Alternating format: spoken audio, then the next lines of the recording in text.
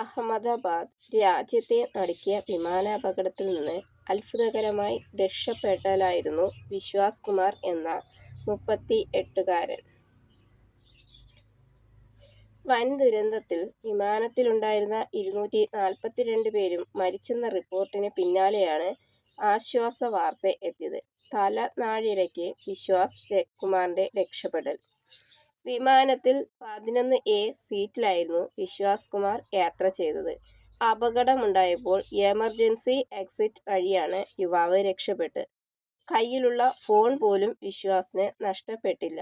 കാര്യമായ പരിക്കുകളും യുവാവിന് ഇല്ല. ടേക്ക് ഓഫ് കഴിഞ്ഞ് 30 സെക്കൻഡിനുള്ളിൽ അപകടം സംഭവിച്ചെന്നതായിരുന്നു ചികിത്സയിലുള്ള വിശ്വാസ് കുമാറിന്റെ പ്രതികരണം. എല്ലാം വളരെ പെട്ടെന്നായിരുന്നു സംഭവിച്ചത്. വലിയ ശബ്ദത്തോടെ വിമാനം തകർന്ന് വീഴുകയായിരുന്നു. എന്താണ് സംഭവിക്കുന്നതെന്ന് മനസ്സിലായില്ല. എഴുന്നേറ്റപ്പോൾ എനിക്ക് ചുറ്റും മൃതദേഹങ്ങളായി. ശരിക്കും ഭയന്നുപോയി. തുടർന്ന് അവിടെ നിന്ന് എഴുന്നേറ്റ് ഓടുകയായിരുന്നു. എൻ്റെ ചുറ്റും വിമാനത്തിൻ്റെ അവശിഷ്ടങ്ങൾ ഉണ്ടായിരുന്നു. തുടർന്ന് ഒരാൾ എന്നെ പിടിച്ച് ആംബുലൻസ് കയറ്റുകയും ആശുപത്രിയിൽ എത്തിക്കുകയും ആയിരുന്നു വിശ്വാസ് കുമാർ പറഞ്ഞു. ബ്രിട്ടീഷ് പൗരത്വമുള്ള വിശ്വാസ് കുമാർ സഹോദരനായ അജയ് കുമാർ രമേശിനൊപ്പമാണ് വിമാനത്തിൽ യാത്ര ചെയ്തിരുന്നത്.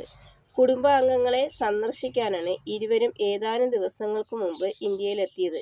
തിരികെ ബ്രിട്ടനിലേക്ക് മടങ്ങുന്നതിനിടയിലാണ് അപകടം. മറ്റൊരു ഭാഗത്തെ സീറ്റിലായിരുന്നു സഹോദരനെന്നും അദ്ദേഹത്തെ കണ്ടെത്താൻ സഹായിക്കണം എന്നും വിശ്വാസ് കുമാർ അഭ്യർത്ഥിച്ചു. 20 വർഷമായി വിശ്വാസ് കുടുംബത്തോടൊപ്പം ലണ്ടനിലാണ്.